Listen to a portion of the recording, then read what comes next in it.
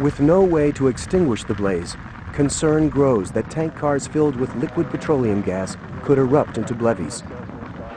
Firefighters pull back and police evacuate a 1-mile area surrounding the fire. But a TV news crew chooses to stay behind, just a half-mile from the flames. The fire is making a sound like a jet liner taking off. Something apparently blew up just a couple of minutes ago and started this big roar of flames and the sound of a jet liner. What the news crew doesn't know is that the noise they're hearing is the warning of an impending BLEVE. Fuel, discharged from a ruptured car, has stoked the fire, and the flames are now heating another car carrying propane gas. Moments after the reporter signs off, 30,000 gallons of boiling propane push the tank's metal walls to the breaking point.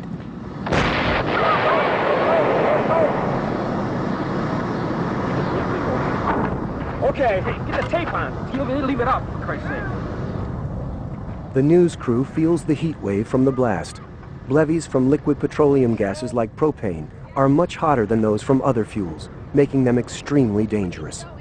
Bystanders or people within the vicinity up to 1,000 feet could suffer burns from the radiant heat from the fireball that's been released.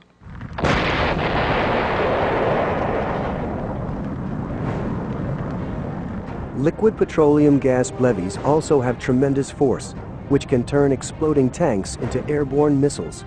The 6-ton tank car in this blast rockets nearly 3/4 of a mile into a field.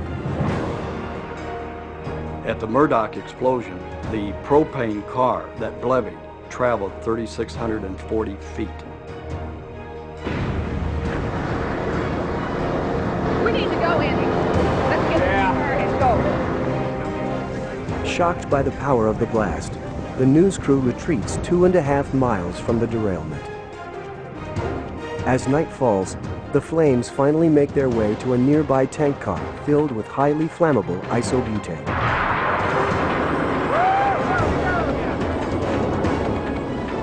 This latest BLEVE creates a blinding whiteout as 50,000 gallons of fuel is ignited. Fortunately, just 4 minutes before the blast, George Wineland manages to escape the scene. May 4th, 1988, 15 miles outside of Henderson, the Pacific Engineering and Production Company, or PEPCOM, burns out of control. My God! The product PEPCOM manufactures, ammonium perchlorate, a crucial ingredient in rocket fuel.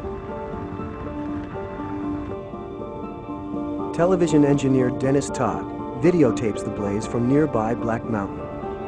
The crew and I were on the mountain doing routine maintenance on a television tower. Looking at it, the brilliance of the fire was something like I'd never seen before. Rodney McCarroll also watches the growing inferno from a neighboring building. My plant was about 1,200 yards from where PEPCOM was at. We could see people that were scrambling and fire hoses breaking out, and we saw that they were trying to fight this fire. Inside the factory, PEPCOM employee Roy Westerfield conveys the magnitude of the emergency in a call to 911. Fire department? Emergency. We need the fire department. All you can get here immediately. What's the problem? Oh, we got everything's on fire. Close to 1,000 rescuers respond to the call, including Larry Sullivan. I knew what was in there. I know they store a lot of fuel there. And in fact, this day, there was approximately, from what I hear, 9 million pounds of this stuff stored there in plastic drums. Before Sullivan and the other firefighters can make their way to PEPCOM, the chemicals, exposed to intense heat, finally reach the point of combustion. Ooh, that's going to be loud. The magnitude of that sound when it reached us was still extremely large for something that had traveled over a mile. Oh, God. You can't tell me people got out of that. Oh, no. There's got to be hundreds. But the destruction has just begun. Minutes later, 2 smaller explosions rip through the desert. Oh, there's another one. Well, they had all that fuel stored out. And then another one. You could see people actually literally running through the desert, trying to just get away from Pepcon.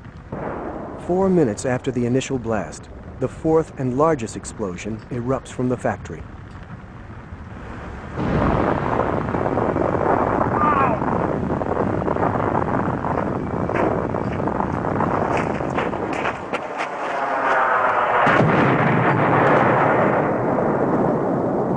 The explosion is so intense, the shock wave vaporizes a nearby factory and registers 3.5 on the Richter scale. It was just like a wall of water coming at you. And I remember it literally picking me up off my feet and never touching the ground. I mean, it literally picked me up and threw me at least 40 feet.